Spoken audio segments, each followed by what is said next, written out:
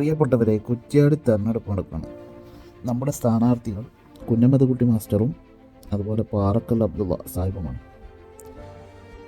Kunhammed Kutty master 5 വർഷം നമ്മുടെ MLA ആയി. എന്ത് നേടിയെടുത്തു എന്ന് നാം ഒന്ന് പരിശോധിച്ച് നോക്കിയാൽ 0 എന്ന് പറയാൻ പറ്റില്ലെങ്കിലും പാറക്കൽ അബ്ദുള്ള മുമ്പ് തുടങ്ങി വെച്ച വികസനങ്ങൾ അത് പൂർത്തിയാക്കാൻ നമ്മുടെ MLA കുഞ്ഞമ്മദ്കുട്ടി മാസ്റ്റർക്ക് സാധിച്ചിട്ടുണ്ട്. അതിനൊരു നന്ദി അറിയിക്കുകയാണ്. അതുപോലെ പുതിയതായി കുഞ്ഞമ്മദ്കുട്ടി മാസ്റ്റർ കൊണ്ടുവന്ന വികസന പ്രവർത്തനങ്ങൾ എന്ന് നോക്കിയാൽ ഒന്നും നമുക്ക് കുറ്റ്യാടി മണ്ഡലത്തിൽ കാണാൻ സാധിക്കുന്നില്ല. പ്രധാനപ്പെട്ട് മണിയൂരിൻ്റെ വികസനത്തിൻ്റെ ഒരു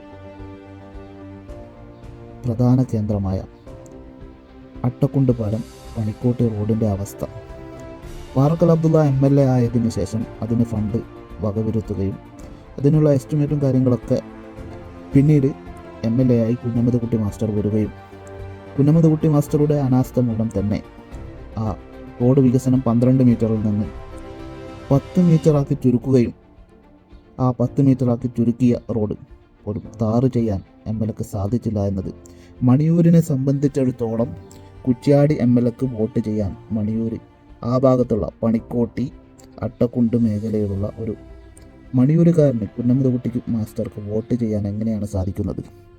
കുഞ്ഞമ്മദ്കുട്ടി മാസ്റ്റർ വികസനം കൊണ്ടുവന്നുവെന്ന് പറയലല്ലാതെ അതിൻ്റെ യാഥാർത്ഥ്യം എന്തെന്ന് സഖാക്കൾ പോലും അന്വേഷിക്കുകയാണ്. എന്താണ് കുഞ്ഞമ്മദ്കുട്ടി മാസ്റ്റർ കൊണ്ടുവന്നത്? പാറക്കൽ അബ്ദുള്ളയുടെ കാലത്ത് ഫണ്ട് വകവരുത്തിയ പാറക്കൽ അബ്ദുള്ളയുടെ പ്രവർത്തനത്തിൻ്റെ ഫലമായി മണിയൂരിന് നേടിയ അട്ടക്കുണ്ട് പാലം പണിക്കോട്ട് റോഡ് ഇന്നും ഒരു തീരാ ദുരന്തമായി മണിയൂരിന് സമ്മാനിച്ച കുഞ്ഞമ്മദ്കുട്ടി മാസ്റ്റർക്ക് നമുക്ക് വോട്ട് ചെയ്യാൻ എങ്ങനെ സാധിക്കും? മണിയൂരിൽ ഓരോ വോട്ടർമാരും പോളിംഗ് ബൂത്തിലെത്തുമ്പോൾ ആ കുഞ്ഞമ്മദ്കുട്ടി മാസ്റ്റർക്ക് വോട്ട് ചെയ്യാൻ സാധിക്കില്ല.